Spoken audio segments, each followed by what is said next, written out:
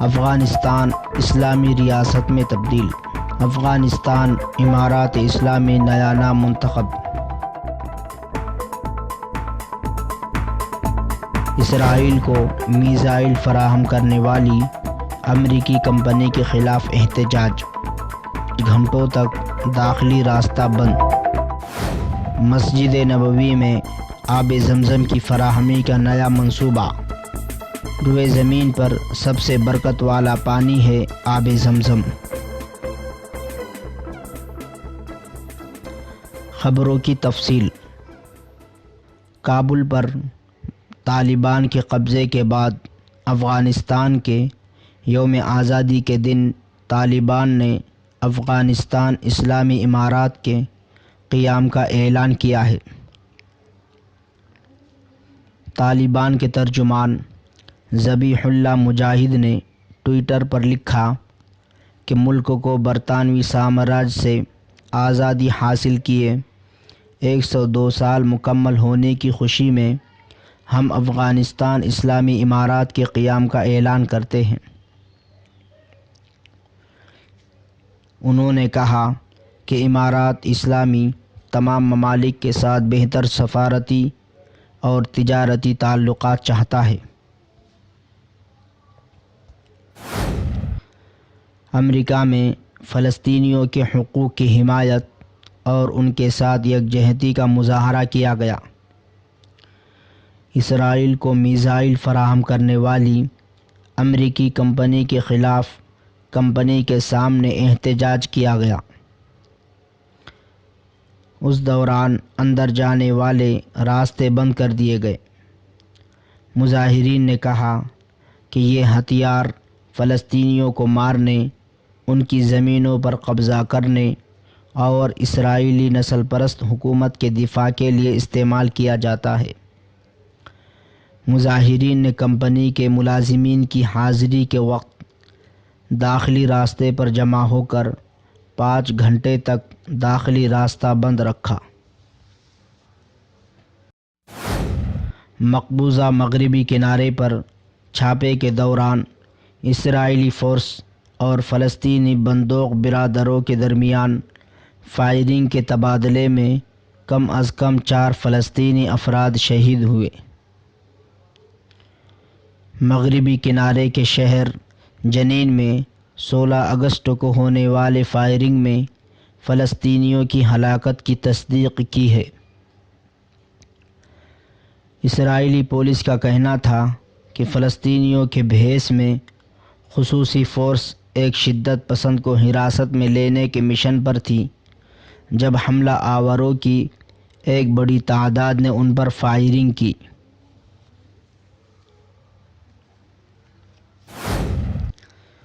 زمزم کا پانی زمین کے سب سے عظیم مشروبوں میں سے ایک اور مسلمانوں کے لیے سب سے زیادہ برکت والا پانی سمجھا جاتا ہے۔ زمزم کی عظمت ایک حدیث پاک میں بھی وارد ہوئی ہے۔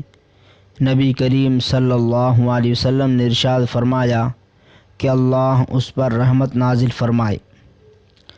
یہ ذائقے دار کھانا اور بیماری کا علاج ہے۔ حجاج کرام اور معتمرین کو آب زمزم کی بلا قیمت فراہم کیا جاتا ہے۔ مسجد نبوی صلی اللہ علیہ وسلم کے صحن کے جنوب مغربی کونے میں واقع زمزم فراہمی کا نیا منصوبہ تیار کیا گیا ہے۔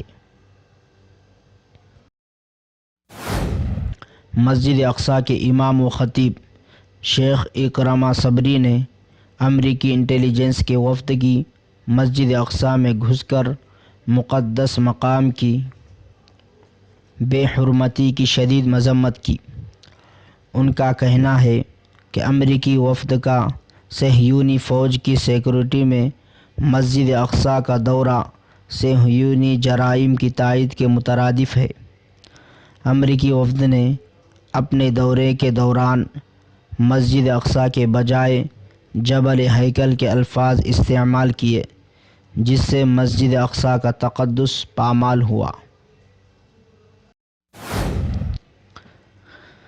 نئے اسلامی سال 1443 ہجری کے آغاز پر اسرائیلی فوج اور پولیس کی طرف سے کڑی پابندیوں کے باوجود اسلامی سال کے پہلے جمعے کو ہزاروں فلسطینیوں نے مسجد اقصی میں نماز جمعہ ادا کی۔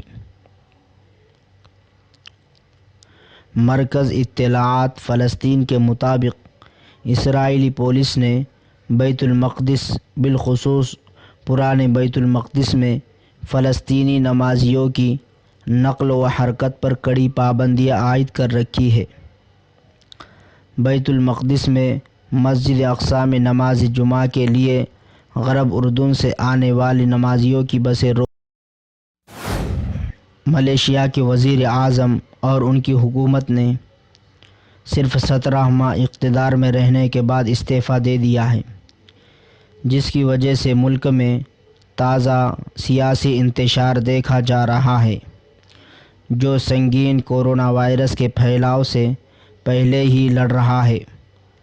محی الدین یاسین کی انتظامیہ کا ہنگامہ خیز دور اس وقت ختم ہوا جب اتحادیوں نے حمایت واپس لے لی اور ان کے اقتدار میں رہنے کی آخری کوشش ناکام ہو گئی ہے، اور وہ ملیشیا کی تاریخ میں سب سے کم مدت تک رہنے والے پہلے وزیر اعظم بن گئے۔ کابینہ اجلاس کے بعد 74 سالہ محی الدین یاسین نے ملیشیا کے بادشاہ کو اپنا استعفیٰ پیش کر دیا۔ اسرائیلی بلدیہ نے مقبوضہ مغربی کنارے کی یہودی کالونیوں میں مزید 2200 مکانات کی تعمیر کا منصوبہ تیار کر لیا۔ عبرانی اخبار نے اپنی رپورٹ میں بتایا کہ منصوبے کو جلد ہی اسرائیلی کابینہ میں منظوری کے لیے پیش کیا جائے گا، جس کے بعد یہودی کالونیوں میں تعمیرات کا آغاز کر دیا جائے گا۔ اس منصوبے میں شامل مکانات غرب اردن کے تمام علاقوں میں موجود کالونیوں اور الگ تھلگ مقامات میں بھی تعمیر کیے جائیں گے۔ نئی اسرائیلی حکومت اور وزیر اعظم نفتالی بینٹ کے اقتدار سنبھالنے کے بعد یہ یہودی آباد کاری کا سب سے بڑا منصوبہ ہے۔ سعودی عرب میں تعلیمی ادارے چند شرائط کے ساتھ کھول دیے گئے ہیں۔ طلباء کورونا وائرس کے سبب 18 ماہ سے زیادہ عرصے تک اسکولوں سے دور رہے۔ سعودی وزارت تعلیم نے کورونا وائرس کے پھیلاؤ سے نمٹنے کے لیے اسکولوں کو بند کر دیا تھا، جس کے بعد آن لائن تعلیم کا آغاز کیا گیا تھا۔ اسکول سے واپسی کے بعد ایک طالب علم نے اسکول بس کے ساتھ ایک سیلفی لی۔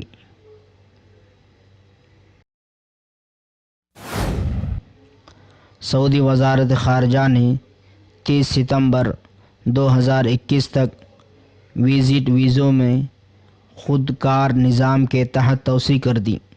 وزارت خارجہ نے کہا ہے کہ وزٹ ویزوں میں توسیع پر کوئی فیس نہیں اور توسیع کے لیے مقرر مقابل مالی بھی وصول نہیں کیا جائے گا۔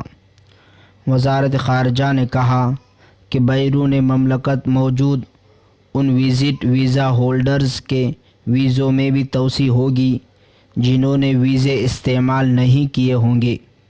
اس سے ان لوگوں کو بھی فائدہ ہوگا جن کے وزٹ ویزے ختم ہو گئے ہوں اور وہ ان ملکوں میں پھنسے ہوئے ہوں جہاں سے مملکت آمد پر پابندی لگی ہوئی ہے۔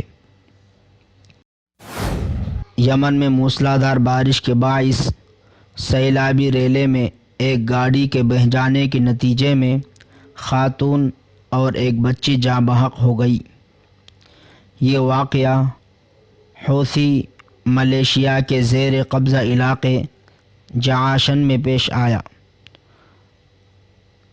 مقامی ذرائع ابلاغ کے مطابق سیلاب ایک گاڑی کو اپنے ساتھ بہا کر لے گیا جس میں کئی خواتین اور بچے سوار تھے۔